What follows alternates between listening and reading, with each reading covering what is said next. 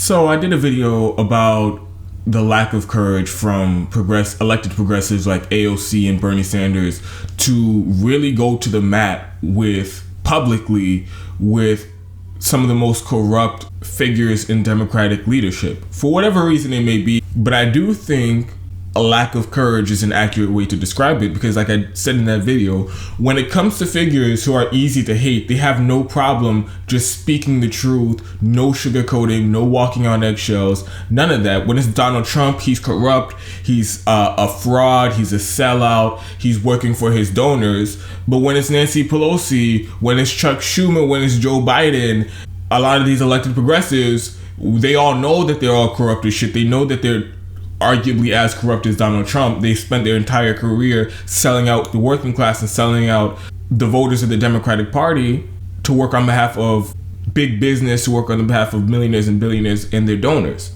That's called corruption, but they don't want to say it because they lack the courage to really have a knockdown, drag-out brawl with the leadership of the Democratic Party. And I also think part of this comes from progressives and leftists just not used to being in a position where they're the ones calling all the shots, where they're the ones who are making the demands and setting the agenda. Maybe this is me being too soft on them, but for a very long time, the only way to get anything done for the working class was to you had to work with the establishment. You had to be on their good side. Like when Bernie Sanders got certain provisions into the Affordable Care Act, it would have been a lot more corporatist. It would have been a lot worse for workers and lower income people in this country if Bernie Sanders didn't get those provisions into the Affordable Care Act. And to do that, he had to work with some corporate Democrats. When Bernie Sanders worked to get the children health insurance program back in the early 2000s, he had to work with, or was it in the 90s? He had to work with some corporate Democrats to do that. So I feel like it's been, for so long, you had to do that. You couldn't just straight burn bridges and go completely scorched earth, because there's an argument to be made. You couldn't really get anything done if you did that. That being said, it's 2020. Those are not these times. Right now, progressives, the populist left, social democrats have more power than they've had in decades. Right now, it looks inevitable that a social democrat, populist leftist will be the Democratic nominee and potentially the president of the United States. Right now, we have more progressives elected to office than we've had in decades, and there are more on their way coming after this 2020 election.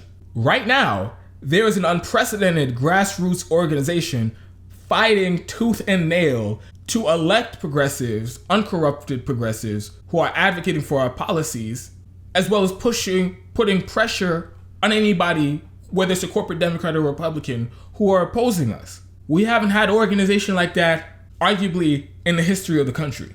So right now, we're in a transition period from where we are now completely taking control of the Democratic Party. But at this very moment, yes, we still have a corporatist establishment's Democratic Speaker of the House.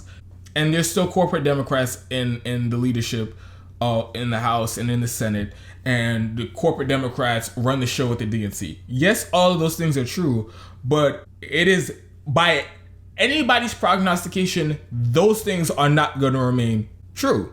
They are all paper tigers. They are all swinging for the fences because they know they're on their way out. So this is putting elected progressives in an unprecedented situation where we don't really have to ask permission from any corporate Democrats to get the things that we want done. We're the ones setting the agenda. We're the one making the demands. And if you're not on board with the program, our program, well, you can just get the fuck out of the party.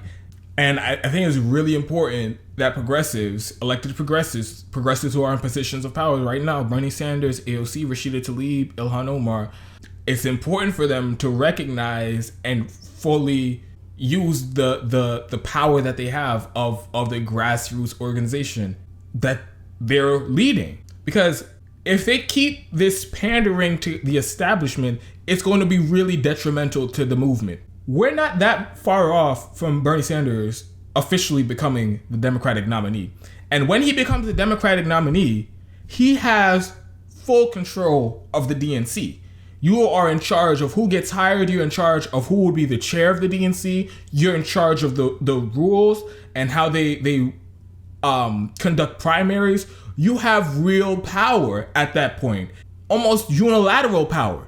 And if Bernie Sanders and the people on his team are telling him to pander to the corporatists and to pander to the establishment Democrats as if they have any real power anymore, then we're just going to give them room to obstruct our agenda from inside the party. If Bernie Sanders doesn't completely clean house at the DNC and fire all of these Clinton people and Obama people, and he decides that he wants to split the baby and he wants to, okay, we'll leave some of them in leadership in the DNC and then we'll just put some of our people in. No. If you do that, then it's just going to be internal fighting at the DNC and people trying to undermine you from within the DNC. And working like that, you're not going to get anything done.